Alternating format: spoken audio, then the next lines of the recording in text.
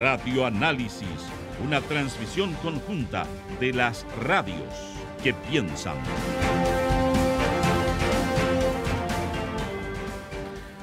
Son las 9:34, continuamos en Radio Análisis en este día viernes 7 de julio. Quiero decir de antemano que no me va a resultar posible cumplir con el cometido que uno podría pretender en una entrevista, que es abarcar todas las aristas que el tema en cuestión tiene, porque esta entrevista que vamos a hacer y la voy a realizar con mucho gusto y lo digo profundamente, tiene que ver con este libro recientemente publicado por Hugo Herrera, cuyo título es El último romántico y que recorre el pensamiento de Mario Góngora, que es una de las figuras más consulares de la historiografía, pero diría en general del pensamiento intelectual de nuestro país en las últimas décadas. Y Hugo la recorre con un gran conocimiento, con un gran cariño. Se nota que hay un aprecio, ¿no? Una deuda en Hugo muy significativa por Mario Góngora que se expresa tanto en la amplitud y en la profundidad de los contenidos, también como en una forma. Hugo, antes de empezar la entrevista, te quiero felicitar, no solo por el libro, por todo lo que el libro dice, sino por cómo está escrito. ¿Ah? Es un agrado leerlo también en su formalidad. Buenos días y muchas gracias por querer conversar sobre esta obra con nuestros auditores y auditoras. Muchas gracias, Patricio. Viniendo de ti, además, es un honor recibir esas palabras. Es un gusto para mí, como siempre, conversar contigo, sobre todo cuando se trata de temas más de largo alcance. Me hubiera gustado estar allá, pero estoy saliendo de un resfrío y no quería contagiar o hacerlos correr el riesgo de contagiarlos, digamos. Claro, así como entrevistar a Hugo y luego tener que faltar algunos días la próxima semana.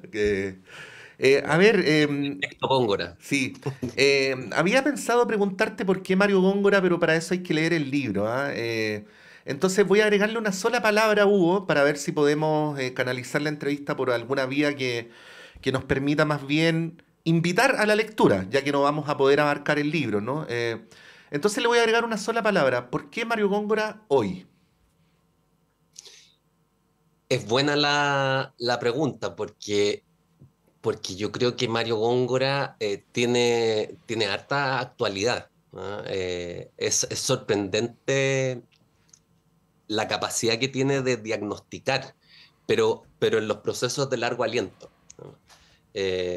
Góngora, en su último libro, el ensayo histórico sobre la noción de Estado en Chile, eh, diagnosticó, y diagnosticó con un alcance que llega hasta hoy. Él habló de lo que llamaba las planificaciones globales, que eran discursos que se habían instalado en Chile desde los años 60, Ujú, primero con el discurso cepaliano de Eduardo Frei, ujú, después de quien era muy cercano además Góngora, después el discurso marxista de la Unidad Popular y por último el discurso neoliberal de los discípulos de Milton Friedman, como los ujú, llama en el libro. ujú.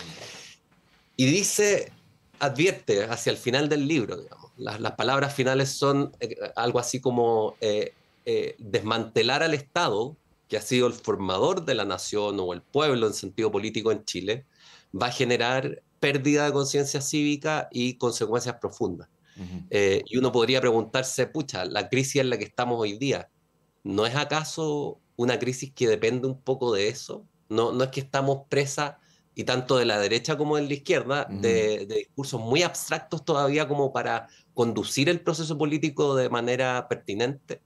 Yo creo que ahí radica harto de la actualidad de Góngora y te diría que lo otro es que, así como yo escribo con cariño de Góngora, y lo notas bien, digamos, Góngora escribe con cariño de la situación popular.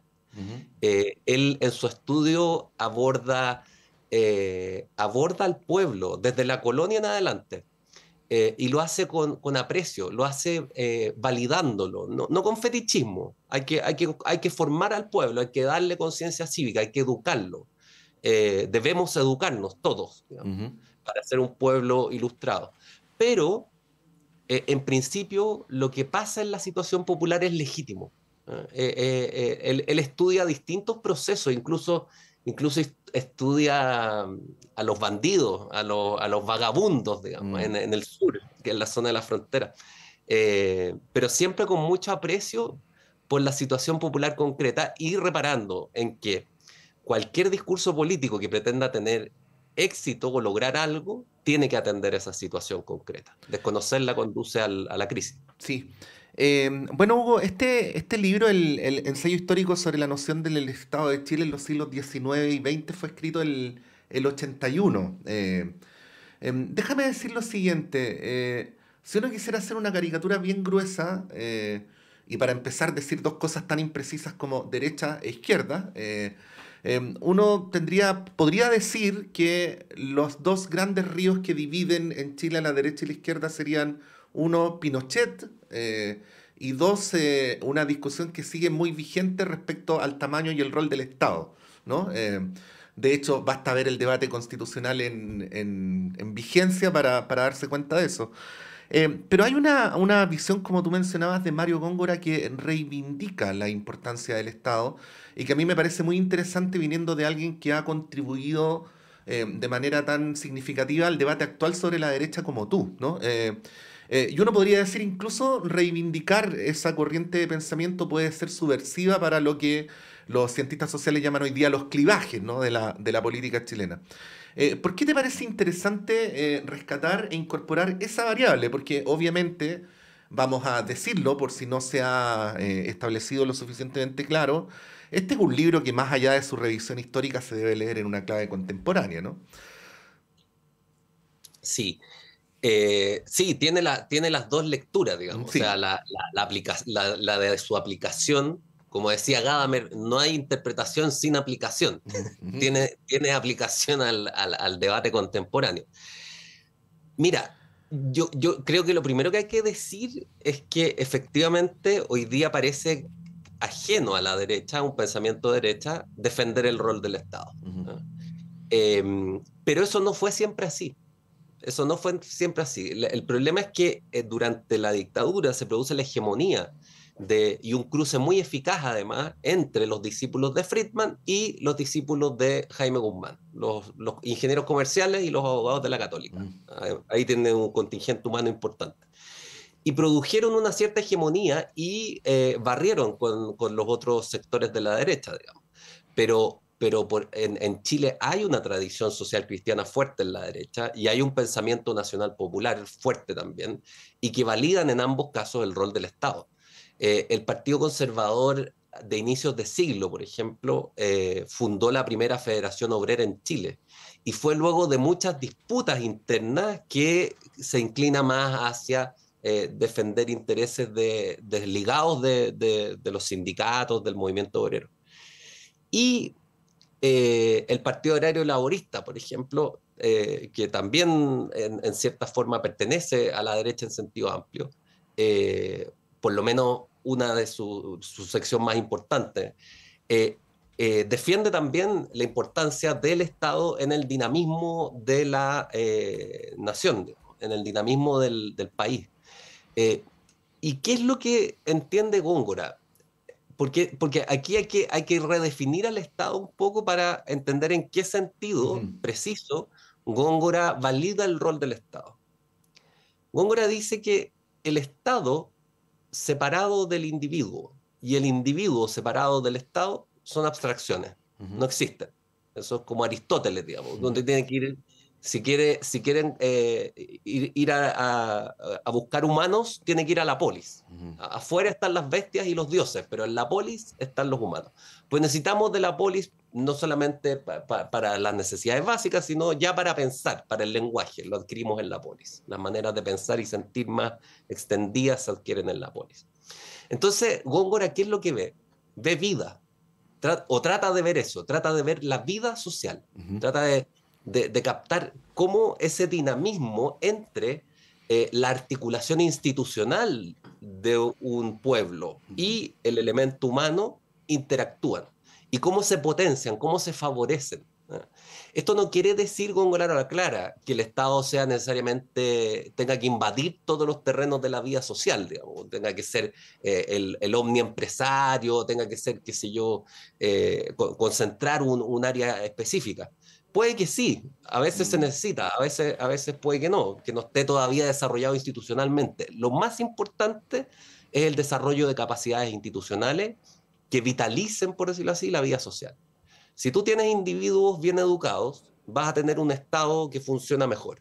Si tú tienes un Estado corrupto, vas a tener individuos que van a ser con el tiempo corrompidos. Si tienes un Estado que se desempeña con virtud, con honestidad, bueno, vas a tener individuos educados en esas calidades. Entonces, eso es lo que él tiene a la vista fundamentalmente, y ahí creo que radica su actualidad, digamos, o sea, no pensar al Estado como una cosa que es medio primitivo de esa manera, así como la burocracia, como dicen unos más toscos en la derecha, eh, sino que pensarlo en su capacidad de articulación de la vida social. Sí. Hugo, para la dinámica cortoplacista, y bueno, no solamente por su naturaleza de los medios de comunicación, sino también aquí incluye una crítica en general la forma cortoplacista en que el sistema político está enfrentando los desafíos del país. Podría parecer una rareza, ¿no? Una peculiaridad buscar en la implementación del sistema, del modelo neoliberal, llámesele como se le llame, ¿no? Parte de las razones de la crisis actual. Pero bueno, como tú mencionas y como aparece en el libro, esto lo advierte en su momento Mario Góngora.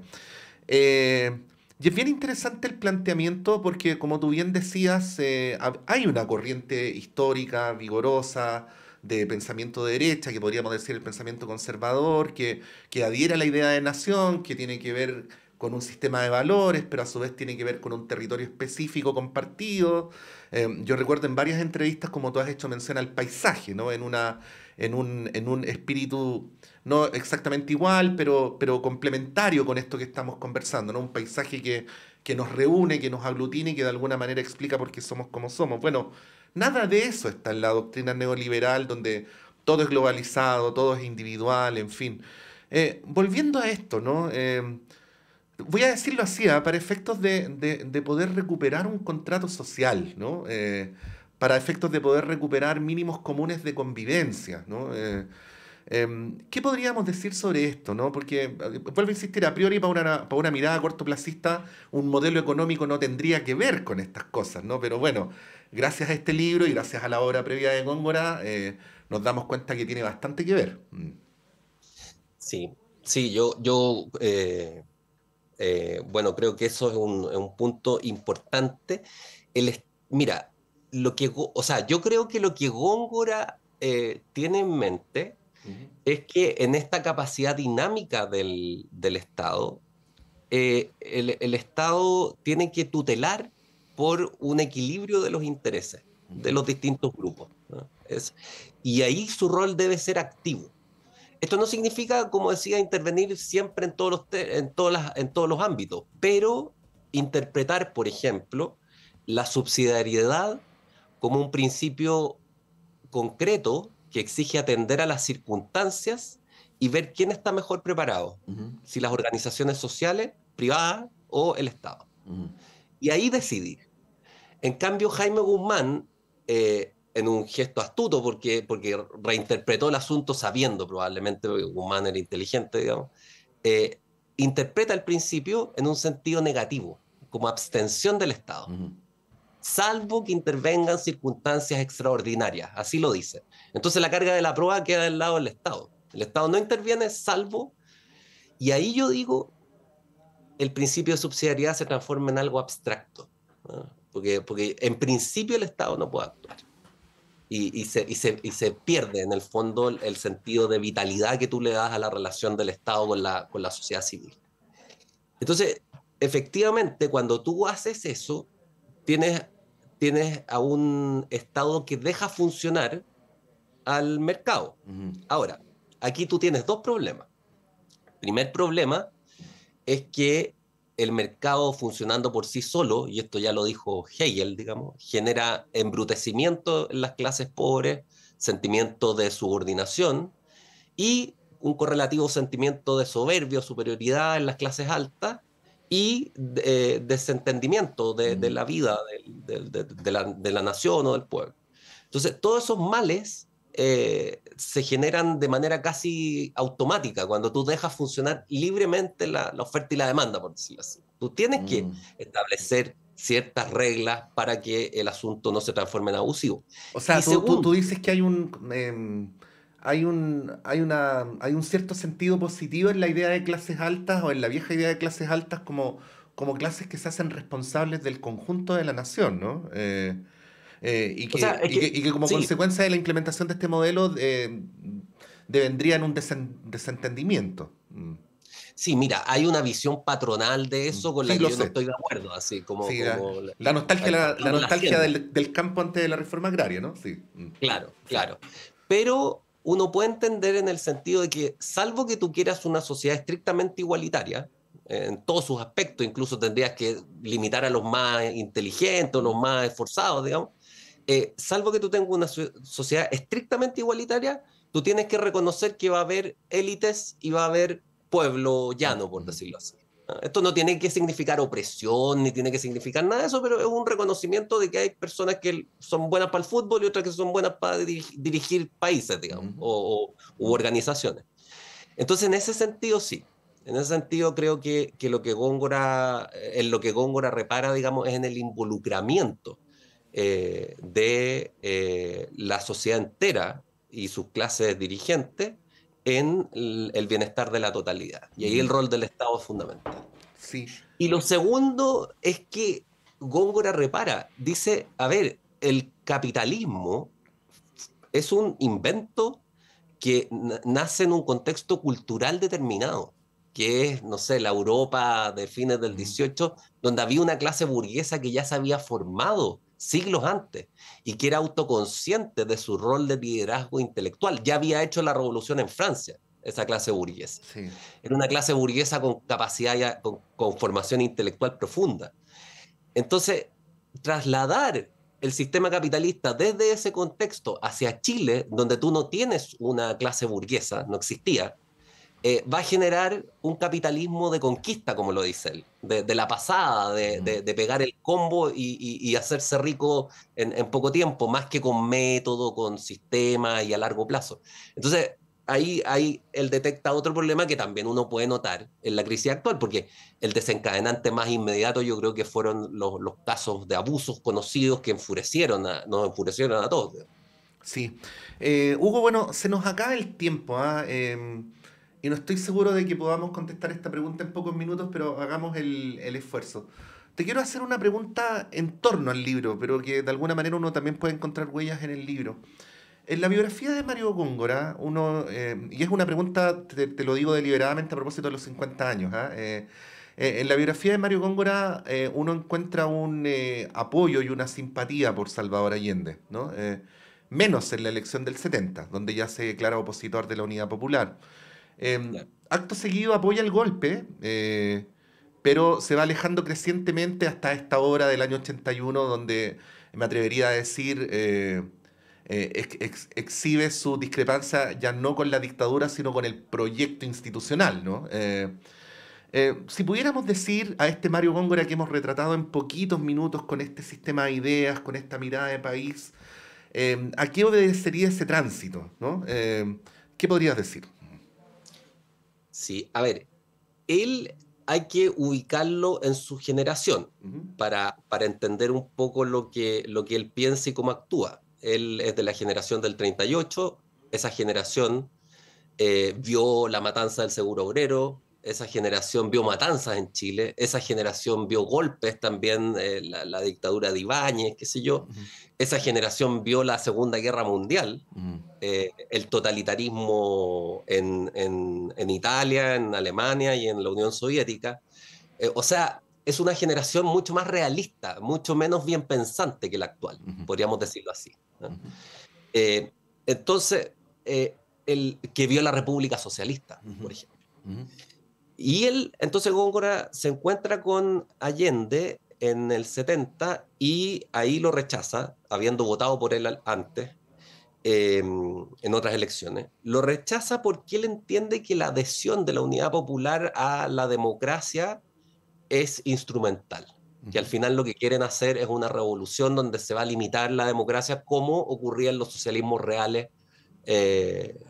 No es del caso, me parece, entrar a discutir uno por uno, Sí. pero hay una visión ahí de que el socialismo real limita la democracia y Góngora detecta que eso está ocurriendo en Chile y no es una socialdemocracia lo que quiere Allende, sino una revolución y al final una revolución pacífica o lo más pacífica posible y al final un socialismo real. Y eso, claro, él lo rechaza. Él no cree que adherir instrumentalmente a la democracia deteriora el sistema. Y eso es lo que él detecta, ¿eh? O sea, no estoy diciendo tampoco que haya sido así, pero eso es lo que él como historiador, como persona informada, detectaba. Ahora, apoya el golpe en ese sentido, pero después, claro, le hace la crítica más formidable, a mi juicio, al golpe. O sea, decirle a los militares en su cara que están destruyendo a la nación. Claro, y el año 81, no el 2003, pues. Claro, sí. claro. De hecho, el libro ese lo publicaron en una editorial de fachada. Se imprimió en la Católica de Valparaíso, pero lo tuvieron que... Góngora pidió que se imprimiera en una editorial de fachada, Ediciones La Ciudad se llama, para no perjudicar a la universidad. O sea, era un libro que generaba problemas, y generó, sí, efectivamente. Bueno, Mario Góngora, un pensador indispensable, diría yo, para la comprensión también de cuál ha sido el derrotero de las ideas en nuestro país, cuya obra es analizada en este libro, El último romántico, el pensamiento de Mario Góngora, de Hugo Herrera. Hugo, como siempre, ha sido un agrado. Muchas gracias además por habernos enviado el libro y por darme la oportunidad de leerlo, y obviamente lo vamos a seguir recomendando con mucho entusiasmo. No, muchas gracias a ti, Patricio, un gusto porque, claro, estos libros así más complicados es difícil poder conversarlos con pertinencia y la verdad es que en ti yo veo un interlocutor muy válido, digamos. Así que muchas gracias. Gracias Hugo. Bueno, contigo terminamos con nuestro radioanálisis de día viernes. Sigan en nuestra sintonía. Faltan poquitos minutos para que esté con ustedes Antonella Esteves con el semáforo. Que estén muy bien y que tengan un buen fin de semana.